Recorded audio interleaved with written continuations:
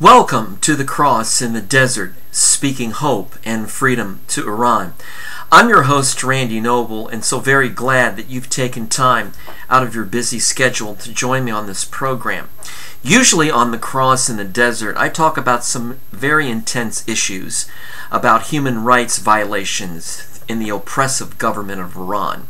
Well, tonight, this is a very special edition of the cross in the desert. I won't be talking about human rights issues, Islam, and oppressive things.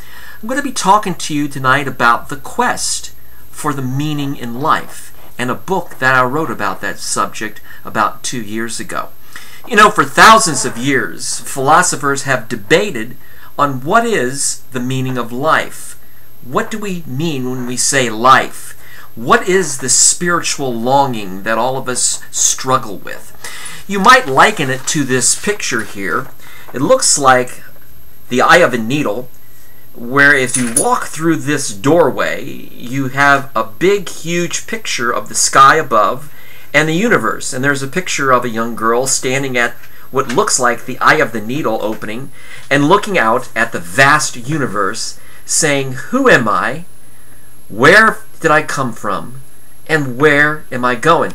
It's one of those pictures that makes you think about the meaning of life. And here's another one, perhaps the story of a young person depressed, taking a walk on the seashore in the rain with an umbrella, pondering the difficulties of life, trying to find that meaning of life. And perhaps you've been in a sailboat on a beautiful, beautiful sunset, and you're looking out at the vast ocean. You're all alone, and you say to yourself, "Wow, this is beautiful. What really is life all about?" And then this last picture I like the best. It's this young, tall girl on an open, barren, lonely road, staring ahead at the horizon and just walking and thinking and pondering about life.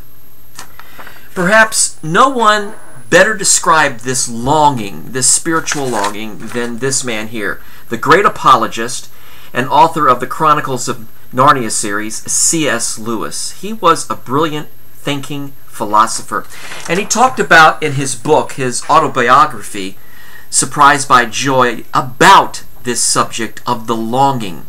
And what I want to do right now is spend a few minutes with you talking about what I think is one of the most unique books I have ever written before. And I wrote this book over 2 years ago. It's entitled Driven by the Wind, The Calling of Tara.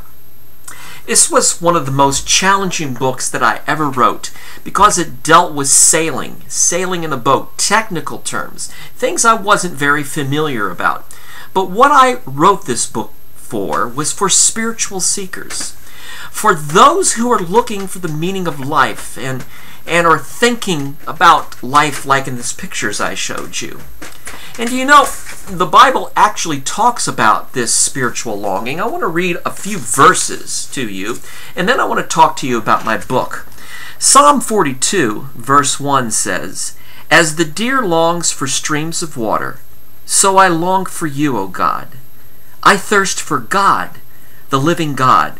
Where can I go and stand before him?" Also, in Psalm 63, the psalmist writes, "O God, you are my God. I earnestly search for you. My soul thirsts for you. My whole body longs for you, in this parched and weary land where there is no water." And also, did you know there's an invitation, a real invitation for us to come to the living waters? "Is anyone thirsty? Come and drink. Even if you have no money, come, take your choice of wine or milk. It's all free. Why spend your money on food that does not give you strength? Why pay for food that does no good? Listen to me, and you will eat what is good. You will enjoy the finest foods." So these are themes and longings that you're going to find that the Bible even talks about. And I want to talk to you about this tonight, the spiritual longing.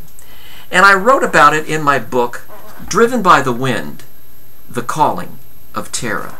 I want to read to you the preface of this book because I think it best exemplifies what I want to say to you. In the preface I wrote, from a song that I composed, I feel so dry and empty inside. There is no rest from the tears I cry. I'm broken and bruised and I feel I've died. But I have a real thirst that won't be denied. It's the longing. The great apologist and Oxford teacher C.S. Lewis describes in his books that inward thirst that all human beings have for something better in life. He calls it a longing. In his classic book, Until We Have Faces, Lewis writes, "The sweetest thing in all my life has been the longing to reach the mountain, to find the place where all the beauty comes from." Human beings are on a spiritual quest to find satisfaction, an inward longing to discover that something that will bring fulfillment and meaning to their lives. Lewis proclaims that if I discover within myself a desire which no experience in this world can satisfy, the most probable explanation is that I was made for another world.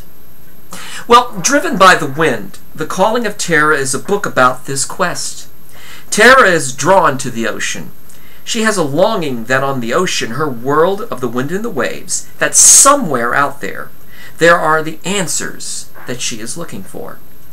In her brokenness and pain, Tara embarks on a solo circumnavigation of the world in her little sailboat called the Mistral Wind. However, I want to point out that this book is more than just an adventure on the high seas. It's a journey, a spiritual journey that all of us have taken at one time or another.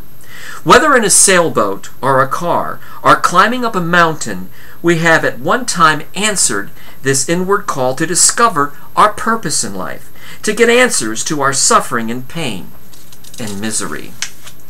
So let me ask you this question based on this book that I wrote. Do you have a longing, a tugging at your heart? Then if you do, come along for the journey, this voyage of inward discovery with Tara. Tara got in her sailboat to pursue the inward longing, and the God of irresistible love pursued her all over the world in her tiny little sailboat. This is an exciting journey with twists and turns and an ending that you will not soon forget. We all take this journey. We all have a longing. I'm glad that you've come along for the ride. I promise you in the end, you will not be the same. And my purpose is not to sell books. It's to introduce you to a person. The spiritual longing that I had was answered in the person of Christ, who said, I am the bread of life. If any man hungers, when he comes to me, he'll find his hunger is satisfied. If he's thirsty, when he comes to me, he will find he will no longer thirst. You see, Jesus said something very profound that answered the call, the longing of my life. He said, I am the way and the truth and the life. So if you're looking for the way, Jesus says, I am the way. If you're lost, come and follow me. If you're searching for answers, for truth, to philosophical questions, I am the truth. And if you're looking for life, Jesus says, I am the life. I am the way and the truth and the life.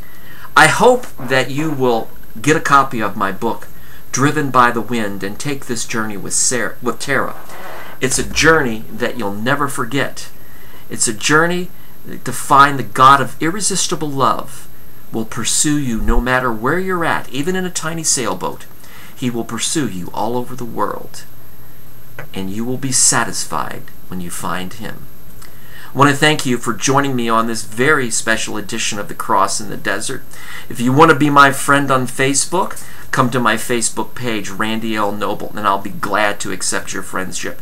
And on that page, you will learn about my friends in Iran and the oppressive government that they struggle with against every day.